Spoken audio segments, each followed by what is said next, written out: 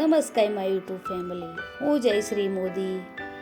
શિયાળો આવ્યો છે, માર્કેટમાં લીલી મેથી ભરપૂર માત્રામાં મળી રહી છે। તો ચાલો આજે આપણે રીંગણ અને લીલી મેથીનું શાક બનાવીએ।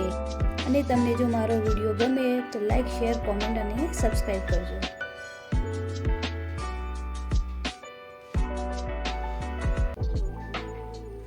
મિત્રો, મેં આ લીલી મેથીની એક પોળી લીધી છે, તેને મેં બટીને રાખેલી છે। અને રીંગણ, લીલી ડુંગળી અને એક ટમાટું લીધું છે। હવે આપણે લીલી મેથીને સમારી દેવાની છે। મેં પહેલેથી થોડી સમારીને રાખી દીધેલી છે।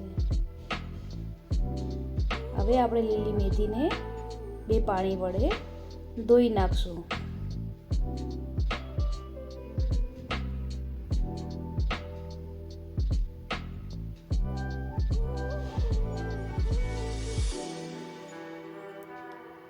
રીંગણને પણ આપણે ઝીણા ઝીણા કાપી દેવાના છે।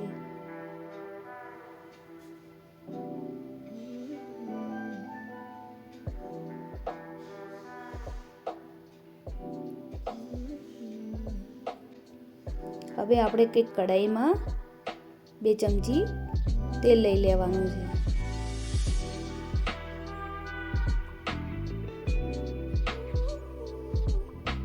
એક ચમચી આપણે રાઈ નાખી દેવાની છે। આપણે રાઈ હવે ફૂટી ગઈ છે, તો તેમાં આપણે અડધી ચમચી જીરું લઈ લઈએ। આપણે આ સમારેલું લસણ પહેલેથી તૈયાર રાખેલું છે તે નાખી દેવાનું છે।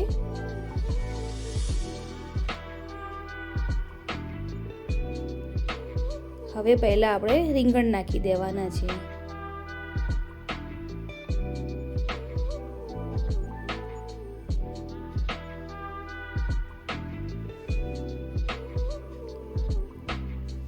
રીંગણને આપણે કઢાઈમાં થોડી વાર ચડવા દેવાના છે।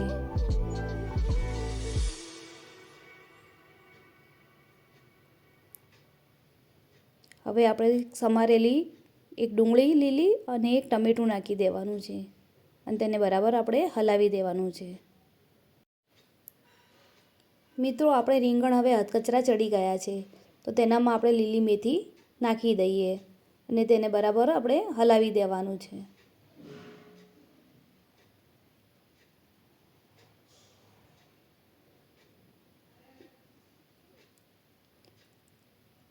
હવે આપણે તેનામાં મસાલો કરી દેવાનો છે।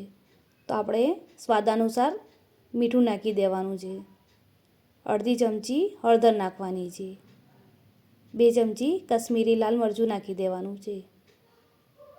1 ચમચી ધાણા જીરું પાવડર નાખીને બરાબર આપણે હલાવી દેવાનું છે અને એક થાળીમાં પાણી મૂકીને આપણે તેને શાકને ચડવા દેવાનું છે। મિત્રો, આપણે હવે શાક ચડી ગયું છે।